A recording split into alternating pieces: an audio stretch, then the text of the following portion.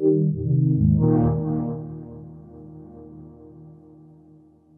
I'm Dax Ginn, and we are here at E3 2015. We're talking Batman Arkham Knight. So what do you guys? The game comes out really soon. What are you guys showing here at E3 on the floor? We're really giving people a deep dive into all of the story missions that take place around the main mission. So giving players an opportunity to be the Batman, going head-to-head with the likes of Two-Face, Penguin, Riddler, Firefly. You know, there's an immense amount of content within Batman Arkham Knight, filling out the entirety of Gotham City. So that's really what we're focusing on here at E3.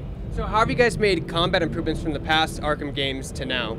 I mean, the free-flow combat system has always been such a central core system within the Arkham games, and we really wanted to extend that this time so that the connection that Batman has with his allies like Robin and Nightwing and Catwoman really comes through and is reinforced in gameplay. So we've introduced the dual-play combat system, which means that in certain scenarios, Batman can team up with those allies and do double-team takedowns. We've also managed to then double the size of fights because you've got double that firepower. So the whole combat system just feels so much more epic than it ever has before. And you guys have really gone all out. You have basically all of his allies, I think, minus Huntress.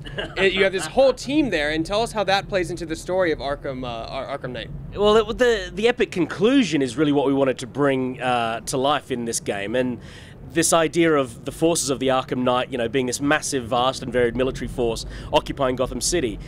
If they were just hunting down one man, it wouldn't feel as epic as sort of two armies, two forces coming together. So we've really gone deep into the relationship that Batman has with all of his allies, whether it's Gordon or Alfred or Oracle or Robin or Nightwing, etc. So, you know, the kind of collision of these two opposing forces is something that we thought was really exciting, and it really does form like the heart and soul of the story of the game. So talk about little Batman's a little older now, and he's wearing a lot more, it seems like, tech-reinforced armor. Tell us about that. Well, the design of the Batsuit this time around, we really wanted to integrate with the design of the Batmobile. So, you know, this idea of him going to war in Gotham, having a much more militaristic design to the Batsuit just made sense to us. So it's heavy, it's metallic, but at the same time it needs to be really flexible. So it's got, you know, loads of spots where it gives him that flexibility to still be super awesome in combat, to still be able to glide, but at the same time he looks like a badass in the streets going up against tanks and drones and other military forces. What is having this game on Next Gen opened up for the Batman series? The horsepower of Next Gen really was critical to us to make the Batmobile experience happen. You know, that was something we've always wanted to do, but we just didn't have the horsepower to build a game that had the size and scale as well as the immense detail that we could put the Batmobile in it and it would still all work. So we really need to harness the power of horsepower to bring that iconic vehicle to life.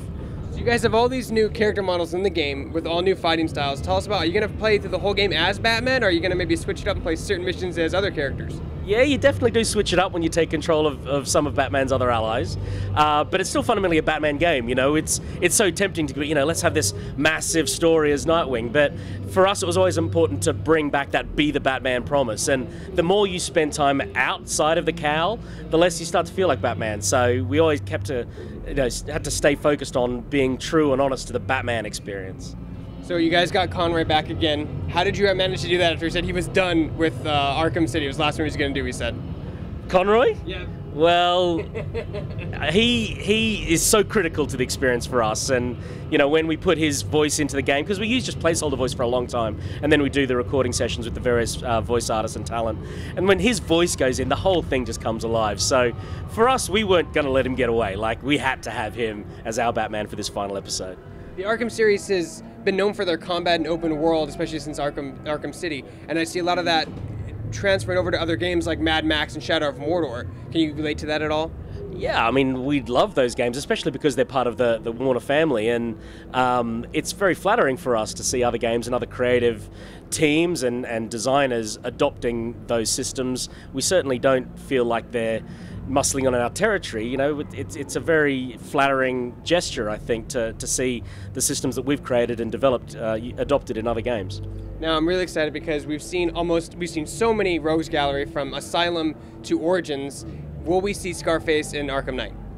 We've made a load of announcements about characters. The game's coming out so soon. I'm not gonna. Not that one. I don't want to say any. I don't want to say more. What are you looking forward to most about people experiencing with Arkham Knight?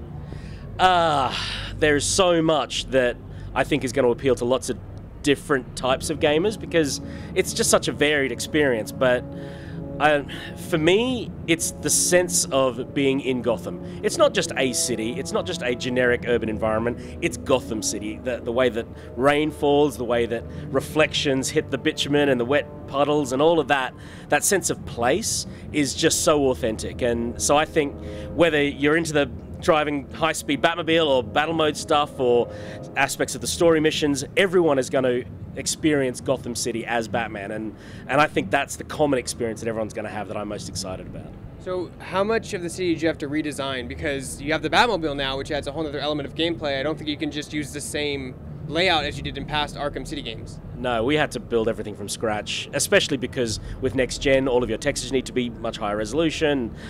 You can do so much more. So our art team have been working like crazy from day one to build out this huge game world that's 5 times bigger than what we did in Arkham City. And even that was a huge mountain for us to climb. So yeah, we bit off a lot to chew, but we finally got on top of it, and the end result is just awesome.